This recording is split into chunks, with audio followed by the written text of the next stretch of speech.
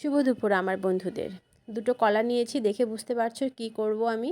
চলো তোমাদের বলেই দিই। দুটো কলাকে সুন্দর করে পিস পিস করে কেটে নিয়েছি। আর এখানে নিয়েছি আমি 10টা খেজুর, মানে ওভারনাইট আমি দুধের মধ্যে ভিজিয়ে রেখেছিলাম, এটাও নিয়ে নিলাম। এবার বুঝতেই পারছো ব্লেন্ডারে দেওয়াতে, বুঝতে পারছো না? করছি আমি কেক। এখানে চিনি ছাড়া আজকে কেক করে তোমাদের দেখাবো আমি। তো দুটো কলা নিয়েছি, আর 1 কাপ খেজুর নিয়েছি দেখালাম, আর নিয়েছি হাফ কাপ ঘি। এটা আমি তেল দিয়ে করব না, এটা ঘি দিয়ে করব আমি। তো এটা বাড়িতে বানানো একদম খাঁটি ঘি।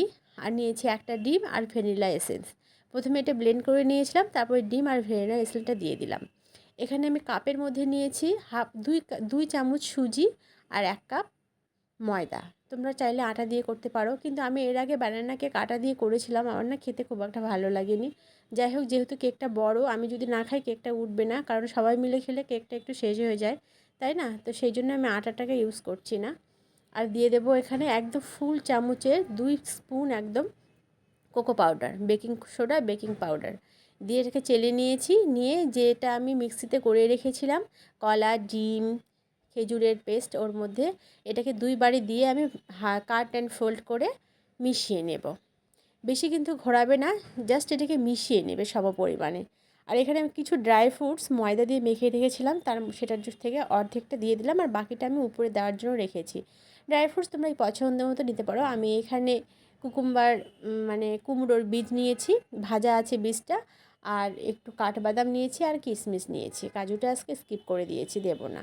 যাই হোক, উপর থেকে এই যে আমি আর যেটাতে করবো কেকটা, সেই বাটিটাতে আমি অয়েল আর তেল ব্রাশ করে রেখেছিলাম। আজকে আমি বাটার পেপার ইউজ করছি না। আর উপরে যে বাকিটুকু ছিল এটাও আমি ছড়িয়ে দিলাম। দিয়ে এবার কেকটাকে আমি বসিয়ে দেবো।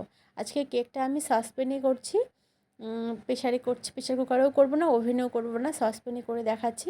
এই যে কেকটাকে 40 মিনিটের জন্য আমি রেখে দিলাম। প্রায় 45 মিনিট পরেই আমি ফিরে এসে তোমাদের দেখাচ্ছি কেকটা কীভাবে দুর্দান্ত হয়েছে। দেখে মনটা আমার ভরে গেল, তাই তোমাদের সঙ্গে আমি সুন্দরভাবে শেয়ার করলাম। এই যে পুরো ফুলে উঠেছে, এবং মাঝখানটা ফেটেও গেছে।